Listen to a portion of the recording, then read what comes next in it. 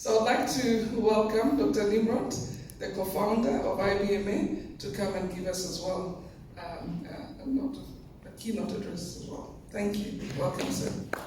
A round of applause, please, as we come.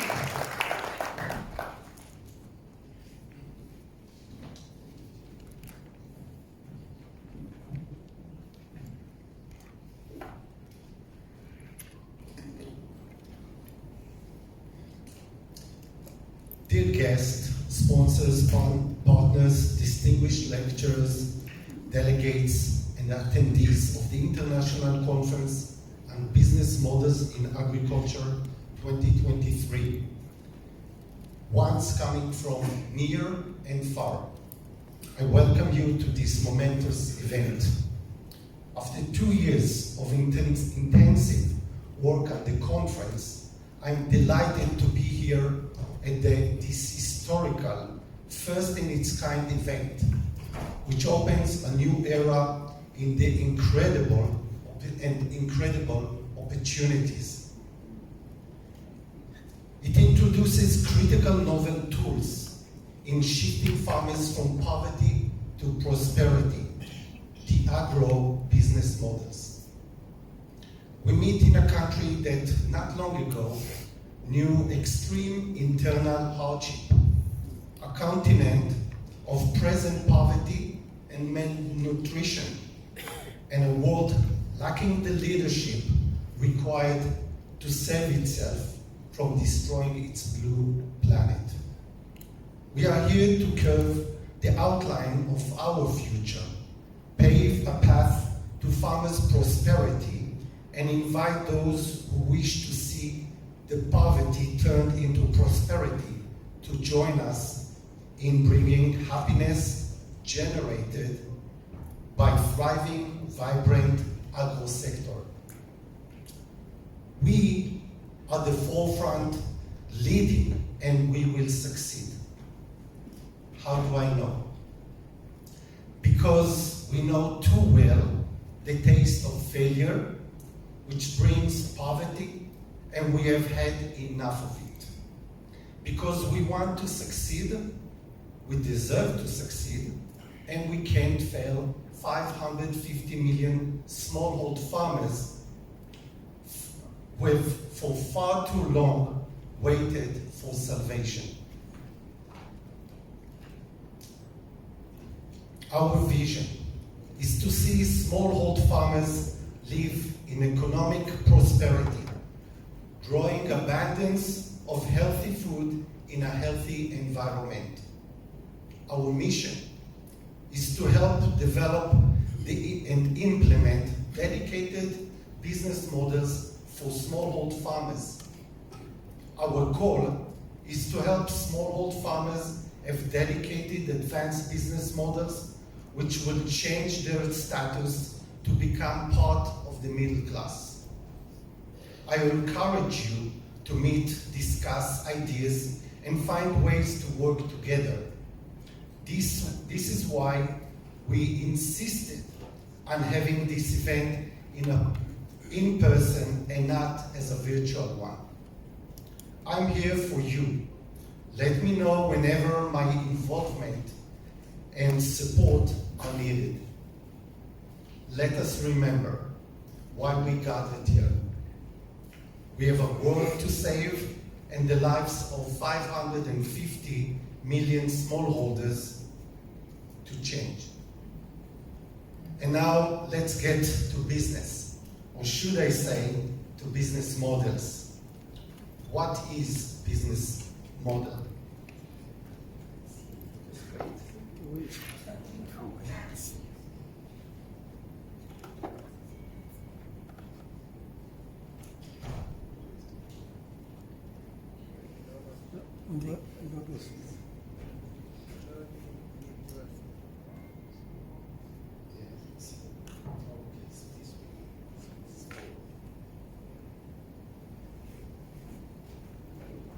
Okay, good. I'm catching up.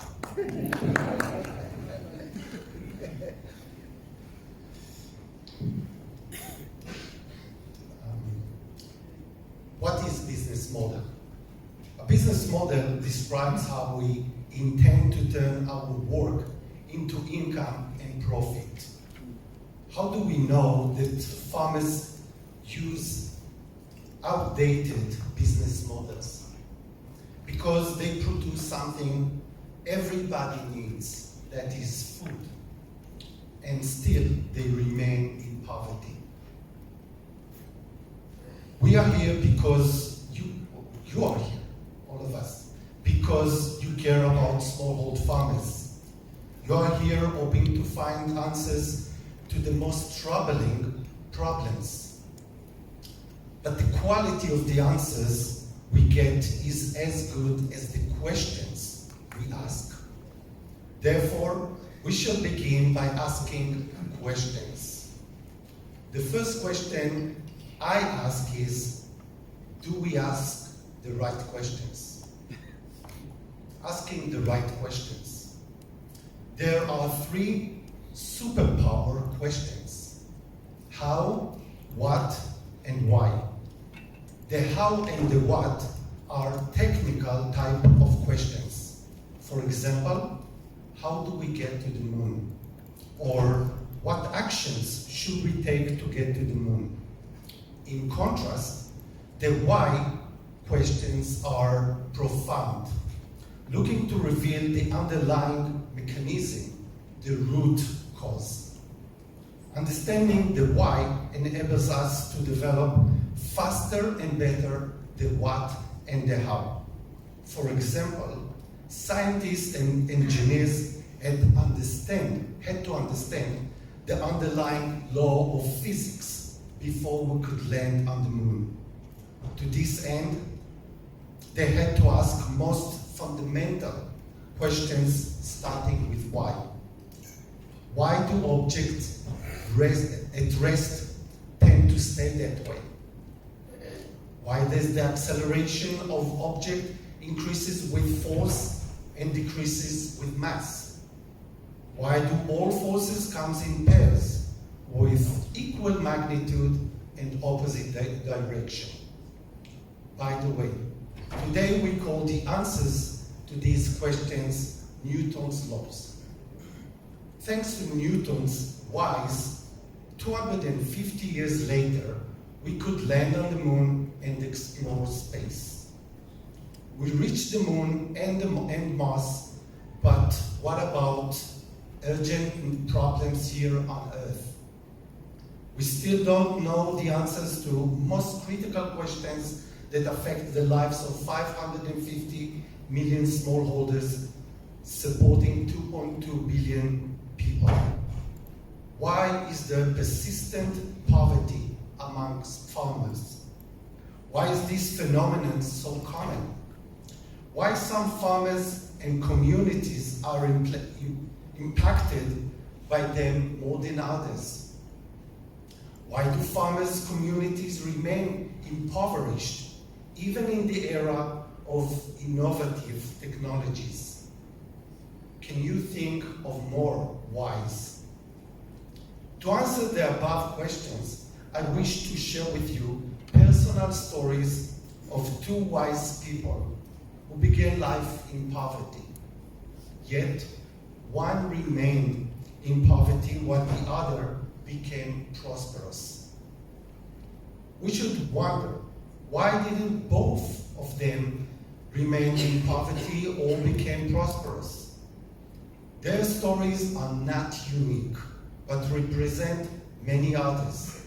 They opened my eyes to ask critical questions. They led to unexpected answers, solutions, and eventually extraordinary positive results. Their story inspired me and made me more optimistic than I ever was.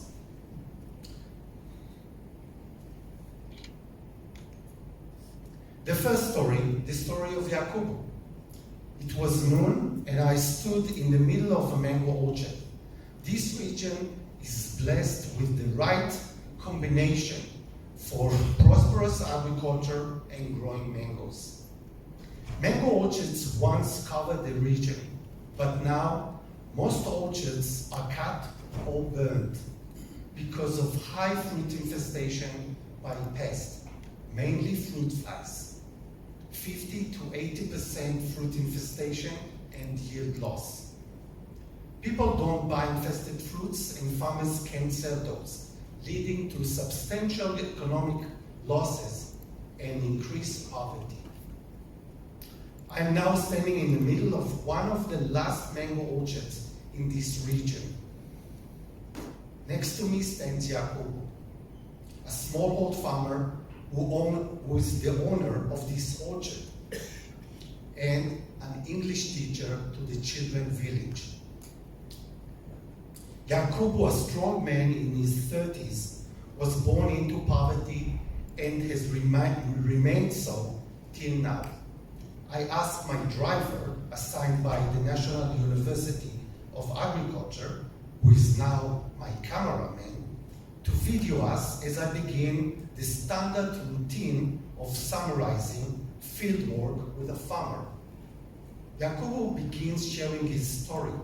He says, "Once I had little problems with pests, but then 10 years ago, things became a problem. The fruit flies infested many of my fruits. 3 years ago, the woman buyers called me and told all the fruits are infested. Since then, I don't sell anymore. Zero income. I gave up. Before I stopped selling, my income was 15,000 sifa. Then it went down to zero. We are now less than a week before harvest. Yesterday I visited my neighbor. He now suffers 80% fruit loss." Then the looks on Jacobo's face changes. His face glows. And he smiles as he presents this year's results. "We have now finished monitoring my mangoes and have seen only 3% infestation. No sprays, no infestation. In 5 days, I will start harvesting my fruit. I expect my income this year to be around 100,000 sifa." Jacobo stops for a moment and then, thinking of his future, he adds what seems to be his conclusion. "I'm coming from zero to something." He pauses and then adds a second statement. "My income, I rely on you." I think to myself, this is a heavy burden that he has placed on my shoulders.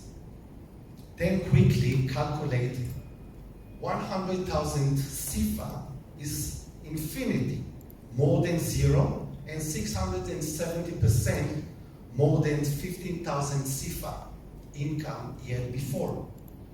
One can say amazing results, remarkable growth. Jacobo's words echo in my ears. I'm going from zero to something. I try to hide my excitement. I'm overjoyed. Here I am standing in this mango orchard following presidential invitation to work in this country. The invitation came after meeting the prime ministers of India and Israel, gaining world recognition for breaking through zero-spray pest control technology by Biofeed, a company I established 23 years ago and developed a zero-spray, zero-chemical pest control. Yet, after 23 years of work on this project, Jacobo's words surprised me. They seem to be the sweetest 7 words I could hope for. I'm going from zero to something. Back in the hotel, a couple of hours later, I look again at the outstanding numbers. This time, I converted the currency from sifa, a currency I was unfamiliar with, to dollars. I soon find out that 15,000 sifa is $24, and 100,000 sifa is $162. I'm confused and rerun the numbers. The results come back again the same. Only $24 Yakubu's income before the program, and only $160 with the program and with the breaking through technology. Yes, the income increased by nearly 7 times, but still, I don't get it. So little income with this program.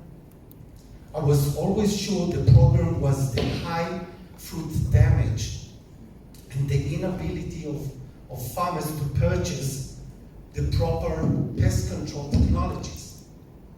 But now I see that Yakubu's income remained low despite the income increase. I summarized the key data. Yakubu received the technology plus the service free of charge, 0 expenses. He didn't spray anything. His mangoes are pesticide-free, minimal yield loss. His produce is regenerative, export quality. His increase is remarkable, produce from 0 to maximum. He increased his income by nearly 700%. I stop and ask myself, can we ask for anything better? This is too good to be true. I never imagined we would get such terrific 670% income increase results. Yakubu's happiness, and he's very happy with the results, but I realize that Yakubu and his family will remain in extreme poverty. Furthermore, I understand that this model is unsustainable and not scalable. As no one would repeatedly finance the technology and the services to all farmers, I remind myself of my goal, helping farmers shifting from poverty to prosperity. But under current conditions, could there be prosperity with such low income? I'm frustrated. I know that for the same mangoes, an Israeli grower would collect no less than $1,000, yet Yakubu can hope for the maximum of $162. I could sense that I was missing something huge, but I had no clue what it was. However, after working with Yakubu, I was confident that the problem was not the lack of technologies, services, low yield, or low quality. The problem was something else. But what is this something else? As a business person, I keep asking myself, why is Yakubu poor? Why does he remain poor despite receiving endless support and achieving 670% income growth?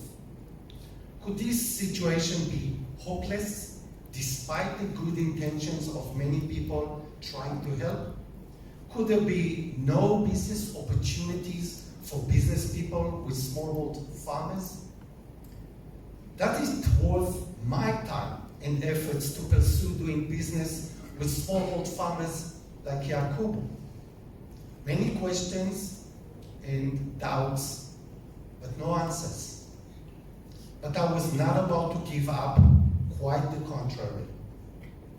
I remember how the experts confidently told me that crop protection without sprays is impossible. Now that we have crop protection free of sprays and high 3 digits income increase, I keep hearing those experts saying Yakubu's situation is beyond hope. In their eyes, Yakubu and his children's future are doomed to poverty. They point out how even Bill Gates failed with his multi-billion-dollar investment in Africa's agro sector. I'm not Bill Gates, but I have a strong will, drive, life experience, and a professional insights that he doesn't. I'm not giving up on Yakubu and not on any other smallhold farmer. I continue to search for answers. Looking back, it is surprising that I didn't notice that the answer was always with me, hidden in my roots. The second story.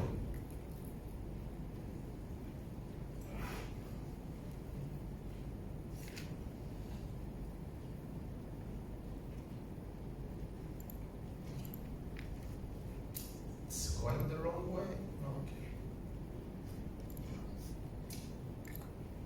This is my mother at 90 years old.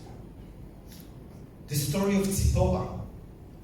Kibbutz is a cooperative community unique to Israel. In the past, its income was 100% dependent on agriculture. But for the last 30 years, industrial activities have become significantly additional source of kibbutz income. This story takes place in my kibbutz, where I was born and raised. As you will soon see, my mother's life began in poverty and extreme hardship. Imagine this. I'm sitting on a green chair, on a garden chair, on a large lawn. It is winter morning, the skies are blue, and the sun caresses my face. Not cold, not hot, the perfect temperature. On the chair next to me is my mother, Tzipora. She is 92 years old and has cancer.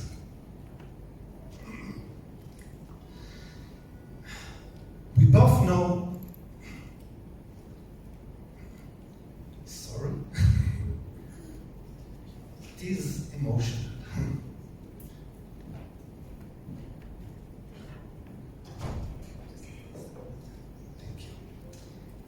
We both know these are our last days together.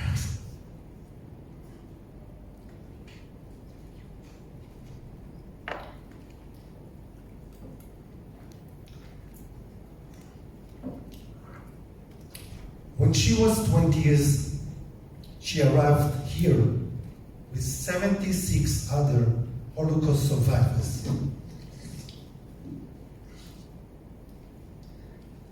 Take a breath.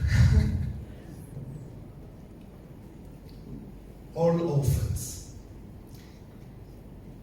In 1948, this place was no more than a rocky hill that looked like a desert. No access roads, no houses, trees, water, electricity, a lot of nothing. Little by little, they've built a thriving agriculture community and a strong agro sector. Only 17 years later, I was born into a thriving community. There are 265 kibbutzes in Israel, which makes up as little as 1.7% of Israel's population. But listen to this. They are responsible for producing 40% of Israel's agricultural products and 10% of its industrial export. Agin, 1.7% of the population are responsible for 40% of Israel's agro-industry, agro-products, and 10% of its export industry. Not too bad. Maybe we can learn something from them.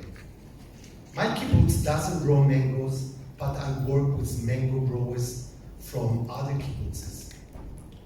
The current average income from growing mangoes is $50,000 per hectare. The average income of an African mango grower is $500 per hectare, and that of Yakubu is $162. Take a moment, let this sink in. Knowing death will soon apart us forever, I dare to ask my mother questions I would not ask otherwise. I ask her, Mother, how would you summarize your life? Though weak and pale from cancer, she smiles.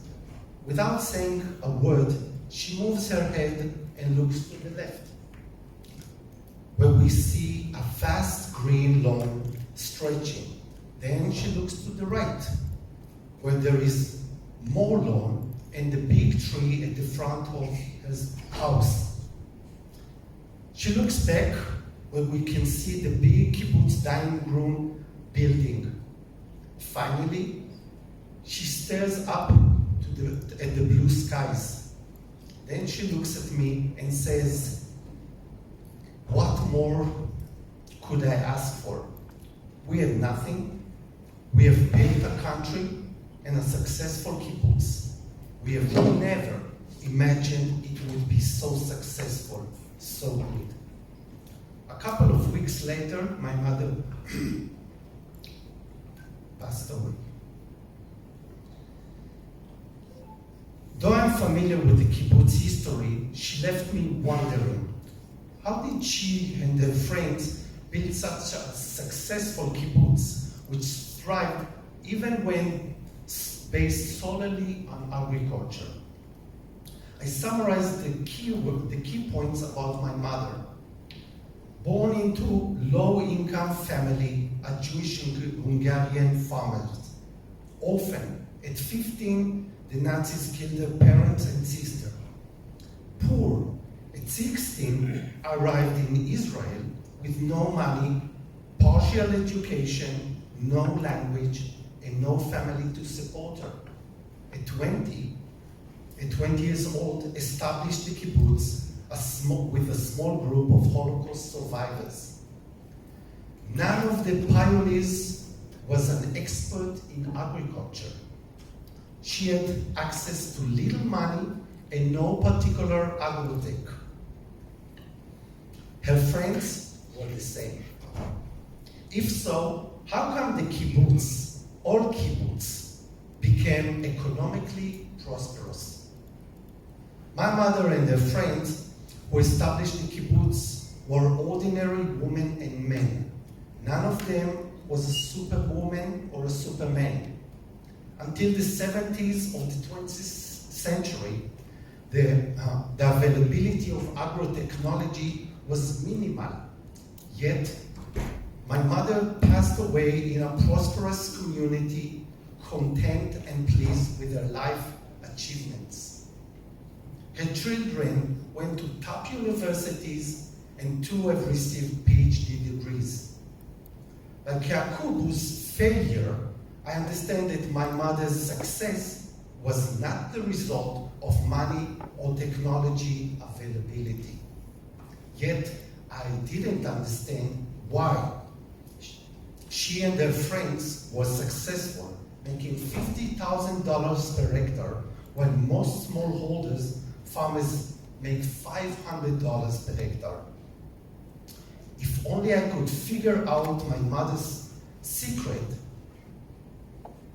I could apply it to millions of farmers who are today in the same situation she was facing 74 years ago. What I learned from Yakubu and my mother's journeys led me to asking many more whys, wishing to find the root cause for the difference between their life histories and economic success. It was also an opportunity to dig into my roots. Before I share with you the secret, I discovered about Israel's agro sector success, I have a spoiler for you.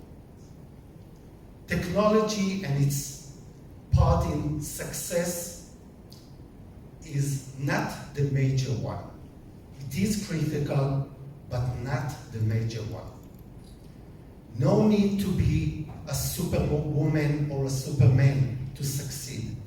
Anyone can do it anywhere, anytime, even orphans, the poor, small body size, and those with limited agricultural knowledge, as my mother was.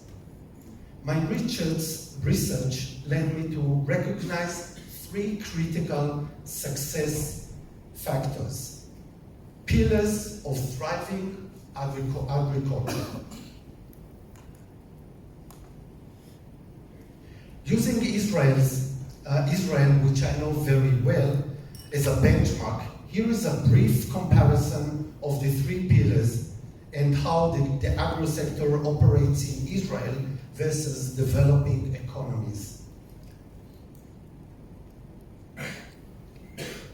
Technologies and services.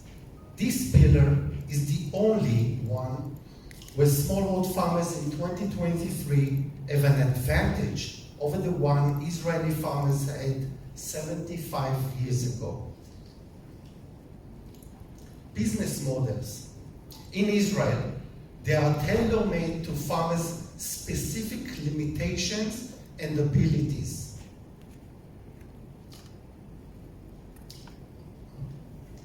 In developing economies, they are general, copy-paste from other industries, and mainly risk-averted. They are not tailor-made to meet farmers' limitations. The ecosystem pillar. In Israel, the ecosystem provided by the kibbutz community is second to none.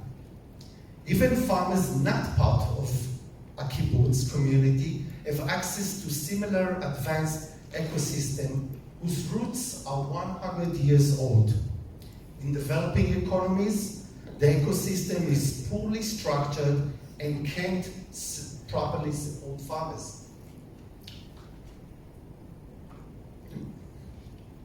Too early. The eureka moment. Once you understand the root cause, it is surprising how fast you can put the conclusion to work and how powerful its impact is. Let's look again through the new glasses at my work with Yakubu. Remember he said, my income, I rely on you? Now I understand that he meant that without the parts of value chain that I brought with me, he couldn't succeed. And he was correct.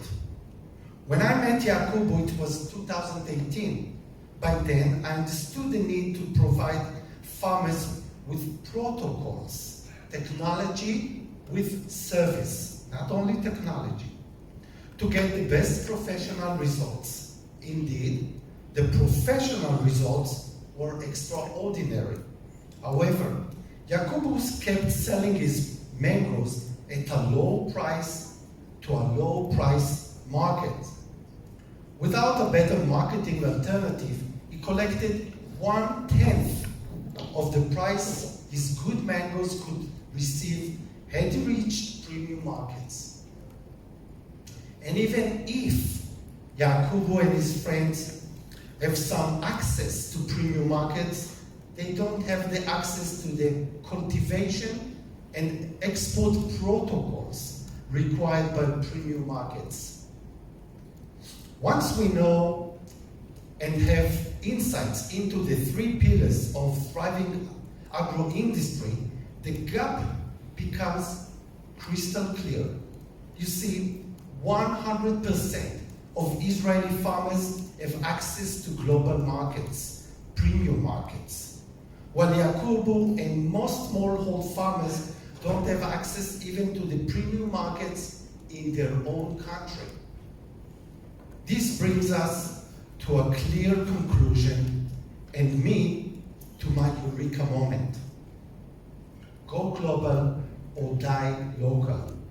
Unfortunately, most smallhold farmers die locally. Paraphrasing JF Kennedy 1962 speech, "We choose to go to the moon," I say, we choose to reach premium global markets. We choose to go global. We choose to reach premium global markets in this decade and do the other things, not because they are easy, but because they are hard, because that goal will serve to organize and measure the best of our energies and skills, because that challenge is one that we are willing to accept, one we are unwilling to postpone, and one we intend to win. The third story is about the magic that happens when you follow the go global attitude. Senegal's magic. After I understood that I must help smallhold farmers reach premium markets, I founded Dream Valley. Dream Valley is a dedicated, complete value chain model enabling smallhold farmers in developing economies to market higher quality and quantities of perishable fresh produce to global premium markets. In 2021, I decided to pilot the Go Global or Die Local concept. With Biofeed and Dream Valley's team, we chose the most extreme scenario to prove the infinite advance of Go Global approach. The crop, mango, challenging requirements including zero fruit fly infestation. The scale, national. The country, Senegal. Content, hundreds of growers. Starting point, 50 to 80% infestation and yield loss. Growers' income is 75% lower than it was 10 years earlier. Senegal's mango export to the EU has been in stagnation for 10 years. This is the starting point. Our strategy to provide farmers with complete end-to-end package solution from inputs to premium markets. In short, go global or die local, and we had no intentions of dying. The results. Here we can see some of the projects in tropical areas, some in the desert. The results reminded me of what my mother told me a few months earlier. We never dreamed of such good results. In 2021, Senegal's mango growers participated in the program, doubled their income from $500 per hectare to $1,000. And though the pilot was only 2,500 hectares out of Senegal 35,000 hectares, Senegal doubled its national mango export from 12 million euros to 24 million euros. Oh, and all this without the use of chemicals or fertilizers. And the number of EU intercepted infested fruits dropped by 50%. Did I say this happened in 1 year without introducing any new additional technology? Do you understand and see the power of dedicated business model and ecosystem, in this case, a micro ecosystem? Again, all was done in the frame of the implemented Dream Valley model, which introduces a package of technologies a novel business model, and a micro ecosystem designed to serve smallhold farmers. Technology plus business model plus ecosystem. Remember this trinity. Closing the chasm and disruptive innovation. Intuitively, we understand that we urgently need to bring change through innovation to advance smallhold farmers in developing economies. This is the key reason we are meeting here today. Some may say, but there is already plenty of innovation. Just take a look at those agro-tech innovative companies. The thing is that not all types of innovations are the same. According to Professor Clayton Christensen, to whom we dedicate this event, there are 3 types of innovation.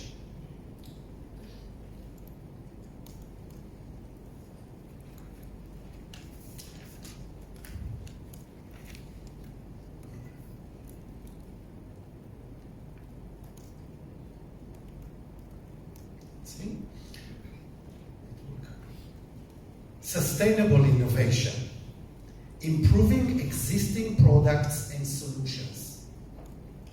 Efficiency innovation allows us to do more with less. Disruptive innovation transform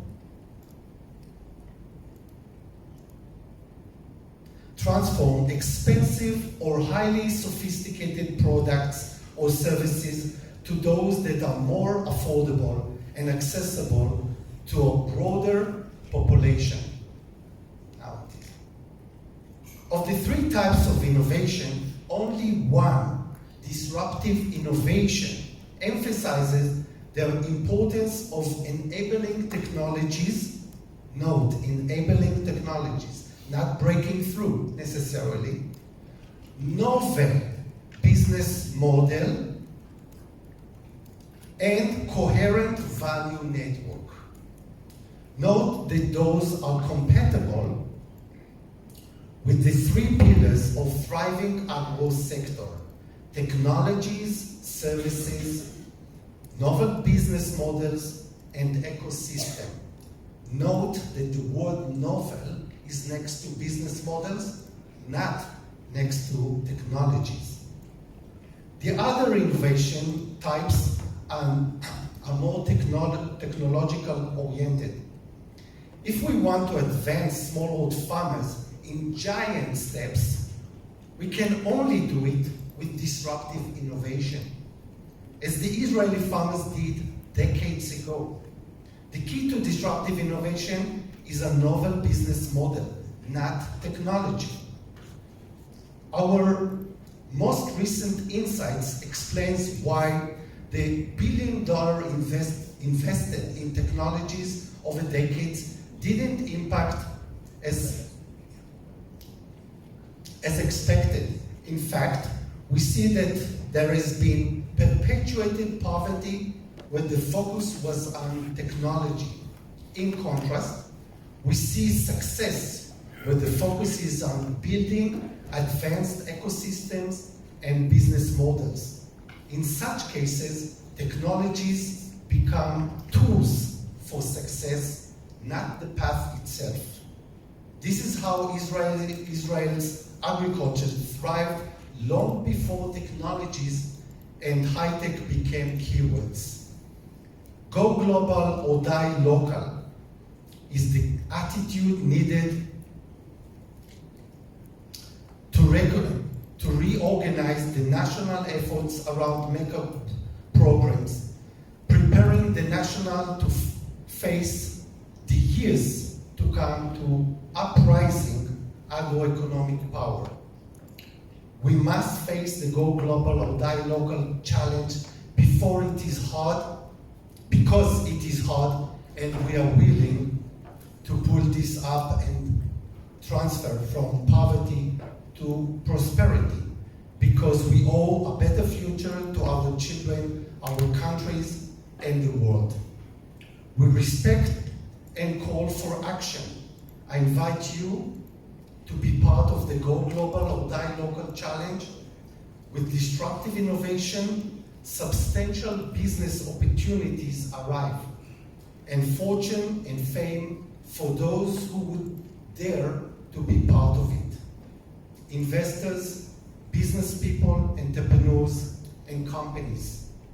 This is your chance to become the new Amazon, Google, and Facebook.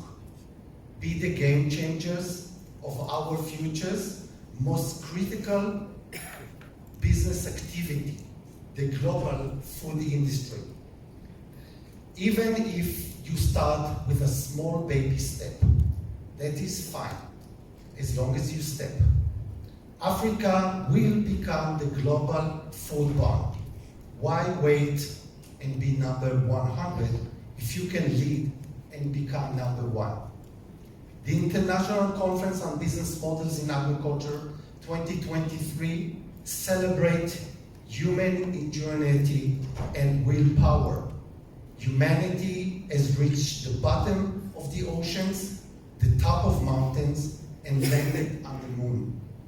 Today, poverty is our most urgent challenge. It manifested and reflects our behavior. We can and must change and improve ourselves. The time is now and the place is here. Bless you, and may God help us to bless all people of the earth.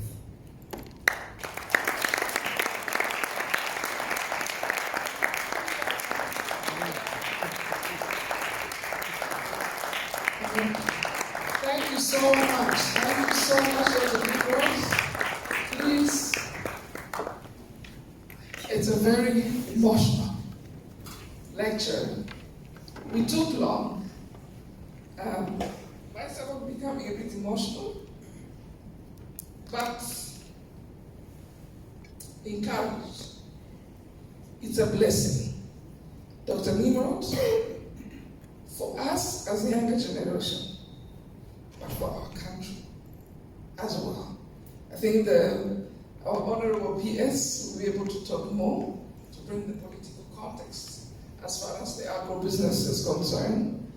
But coming from the journey that Isaac took when he was still small, looking at the heaven and having that ambition to go and touch the heaven, that is path. Then he met Dr. Nimrod, coming from the story has said, the remarkable change that his mom has made now is the history in Israel, but has moved to Senegal. And now we're believing, surely, it will go through the entire continent and global. I think it's a huge call to all of us, the younger generation here, our policymakers here. I live in South Africa. I mean, all my life, I was born outside of Rwanda, grew up in Rwanda, and outside of Rwanda, I came and studied and then went out, and then I'm there, but back and forth. But this for me, it's a different kind of a message, a blessing on its own. We are blessed as a generation. I'm sorry, but I want to kind of emphasize this, especially us here in Rwanda. We've come a long way, and the call is on our shoulder. We have to take this opportunity. The government have created the ecosystem, enabling environment for us to tell the story, to hold our brothers and sisters from other continents. Rwanda, through our president, His Excellency President Paul Kagame, was the first one to launch the FDCA, which is a blessing for the continent of Africa, to be able to open up the door to do the intra-trade, but also to go global. We'll not die local, however, we'll die relevant to our local context as gatekeepers, so that the generation to come will hold on as you stand and write on what your mom say, on what the work your mom did. The pain that you go through, she went through, Rwanda can associate of what we went through 1994. But that's a blessing. There's a blessing in it.